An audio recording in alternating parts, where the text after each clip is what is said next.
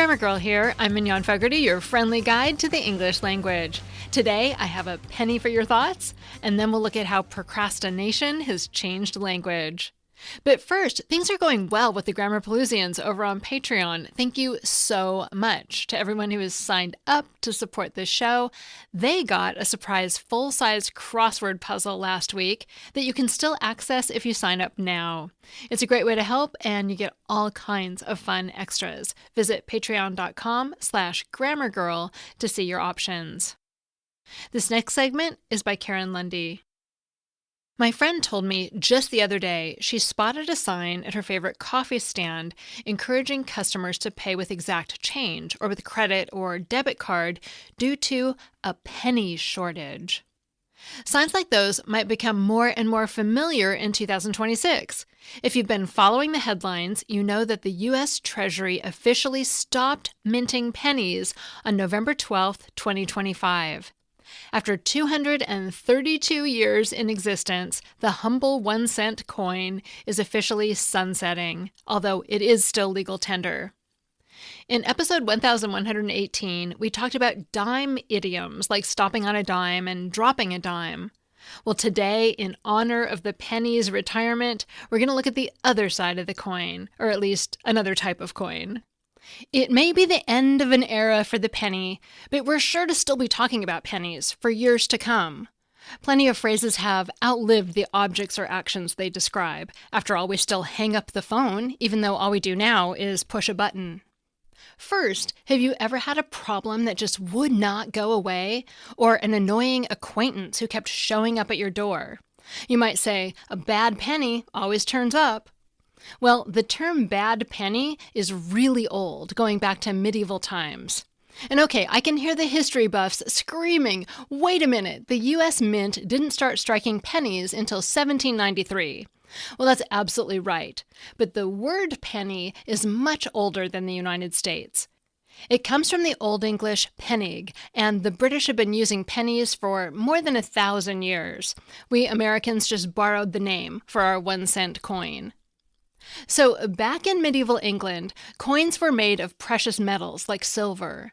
A bad penny was a coin that was either counterfeit or had been clipped, had its edges shaved off for the metal. If you were a merchant, you didn't want a bad penny because it wasn't worth its face value. If you accidentally ended up with one, you'd try to spend it as fast as possible. But often the person you tried to pay would notice the fraud and refuse it, handing it right back to you. So that bad penny literally returned to you over and over again. Next, when you notice someone staring blankly into space and you want to know what they're thinking, you might say, a penny for your thoughts? Well, today, offering someone a single cent for their ideas seems like an insult. But when this phrase was first coined, pun intended, a penny was actually worth something. This idiom first appeared in the 16th century. For example, in Sir Thomas More's book, The Four Last Things, which was written around 1522. He wrote about someone whose mind was wandering so much that others would, quote, so dainly say to them, a penny for your thought, unquote. In the early 1500s, a penny was a decent amount of money. So originally this wasn't a cheap offer. It was a sincere bid to buy something of value. Next, when you offer an opinion, especially an unsolicited one, you're putting your 2 cents in. This phrase may use a characteristically American unit of money, but the underlying idea goes back further. A British version of the expression, putting in your 2 pennies worth, also written as 2 pen'orth, appeared in 1851, according to the Oxford English Dictionary, and suggests a modest, slightly self-deprecating contribution. It's like saying, here's my small amount of input for whatever it's worth. As for the exact origin, etymologists don't agree. There are a few theories floating around, including links to gambling, where players needed a small mandatory ante to join the game. But there's no definitive evidence connecting the phrase to any single source. What is clear is that by the 1900s, Americans had adapted the British 2 pennies worth into the familiar 2 cents, keeping the same humble tone, a small, possibly uninvited contribution to the discussion. Now, if you're lucky enough to find a rare 1943 copper penny, it might cost a pretty penny to buy it. This idiom means something is expensive. You might assume this phrase came about because copper pennies are shiny and pretty. But the Oxford English Dictionary traces this one back to the early 1700s, long before the familiar copper penny we know today was standard. British pennies were often small silver coins back then. The playwright Susanna Centlivre used the phrase a pretty penny in her play The Man's Bewitched in 1709. In this context, pretty didn't mean beautiful. It meant considerable or fine, similar to how we'd say a fair amount or a handsome sum. So a pretty penny is literally a considerable amount of money, regardless of what the coin actually looks like. Finally, as we say goodbye to the penny, we should be careful not to be penny wise and pound foolish. This is a warning against being stingy with small amounts of money while being careless with large amounts. For example, driving 20 miles out of your way to save 2 cents on gas, you save the pennies at the pump, but you waste dollars in fuel, your time, and wear and tear on your car to get there. The proverb penny wise and pound foolish shows up in print in the early 1600s in writers such as Edward Topsell, and later appeared in Robert Burton's Anatomy of Melancholy from 1621. It makes perfect sense in the context of the old British currency system. There were 240 pennies in £1 sterling. If you spent all your energy guarding the individual pennies, but let the pounds, the big units, slip away, you were failing at math and finance. The U.S. Treasury says the penny has become too expensive to produce. It actually costs more than 1 cent to make one. So in a way, keeping the penny around this long was a classic case of being penny wise and pound foolish. While we might stop seeing Lincoln's profile in our change jars, these idioms are legal tender in the English language forever. They remind us of a time when a small disc of copper or silver could send a letter, buy a loaf of bread, or even buy a friend's thoughts. That segment was written by Karen Lundy, a longtime writer and editor turned web designer and marketing mentor. Solo service business owners come to her for websites where beautiful design meets authentic words that actually build connections. Find her at chanterellemarketingstudio.com.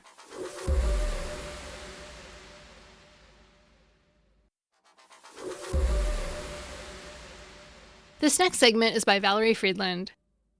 Most of us procrastinate. After all, no one really jumps at the chance to write a term paper or is in a rush to make that appointment for an overdue colonoscopy. But besides the guilt we feel when we push something off we know we need to do, have you ever wondered how our tendency to drag our feet has affected our language? Well, it turns out that human propensity for procrastinating, as well as exaggerating how quickly we think we'll do something, is nothing new. And looking back at changes in word meanings earlier in our history can show us just how this part of being human has shaped the words we use every day. First, take the word soon. When someone tells you they'll be there soon, what does that mean to you? Well, for most of us, it usually means they'll arrive within a reasonably short time, but not right this minute.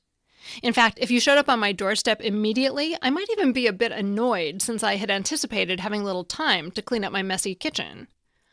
But if we go back in time to the word's inception, in Old English, sona meant something a bit different from how we use it today. In these early days of English, around the 7th through 10th centuries, the word meant immediately, rather than how we use it today to mean in a short while. Since Old English is quite different and unintelligible compared to modern English, it's hard to give a direct example, but essentially, he went soon into battle would have meant he went at once into battle, rather than shortly, as we'd understand it in modern English. There was no equivalent to modern comparatives, such as sooner, since the whole point is that you're doing something right away. There isn't a way to do it more right away than you intended. Likely, our human tendency to be a little slow to motivate, coupled with our tendency to exaggerate how quickly something would happen, started to influence when and how soon was used. For example, even early on, people seem to have used the word soon, even if it was a bit of an exaggeration of how immediately something would happen, as in a child telling his parents, "I am soon, at once, to bed," while still playing marbles. Thus, such expressive tendencies stretched the meaning of the word to a sense of sort of, but not quite, immediately. By the early Middle English period, around the 12th century, soon, often written at the time as sonne, started to be mainly used to mean shortly, and as a result developed a comparative sense, sooner, by the 13th century. While in modern English soon is only used in its sense of shortly anymore, we do see echoes of its original meaning when it's used in the as soon as construction. So, for instance, if one says, "I'll leave as soon as you get home," it still conveys the meaning of immediacy or at once, per its original sense. As it turns out, our tendency towards slowness and exaggeration hasn't just shifted the meaning of the adverb soon over time, but several other temporal adverbs as well. For instance, in Romeo and Juliet, Juliet, in trying to put off her nursemaid for a bit longer, tells her she will come anon. Well, we don't anon each other very much anymore. In Shakespeare's day, it carried the meaning of shortly, or in a short while. But like soon, the earlier meaning of anon was at once, or immediately, as in, he went to him anon, meaning he went at once. But around the 15th century, the meaning became archaic, and it took on the meaning, as for Shakespeare, of in just a bit or in a little while. More recently, we see this same type of creep in the meaning of still another time-oriented adverb, namely the adverb presently. Though in modern use, both soon and anon have completely lost their earlier sense of at once, we still see a touch of this meaning lingering in the at present part of presently. Not surprisingly, the word's earliest meaning, around the 14th century, was immediately, and in rare use, presently is still used with this more at this moment sense, as in, I am presently headed to the store. But today, when someone says they'll do something presently, they typically mean in just a bit. This less immediate meaning has been the most prominent one since the 17th century. The shift in usage from the older sense to the current one was subtle, as it could often be ambiguous as to which sense one intended, as in the example just given, and it's this potential for listener misinterpretation that probably ushered in the move from this earliest meaning to the modern one. So, will our tendency for procrastination and exaggeration continue to ravage our temporal adverbs as it has in the past? Well, unless human nature changes drastically over the next decades, very likely. In fact, just ask the adverb directly how it's faring these days. That segment was written by Valerie Friedland, a professor of linguistics at the University of Nevada in Reno and the author of, like literally, dude, Arguing for the Good in Bad English. You can find her at valeriefriedland.com.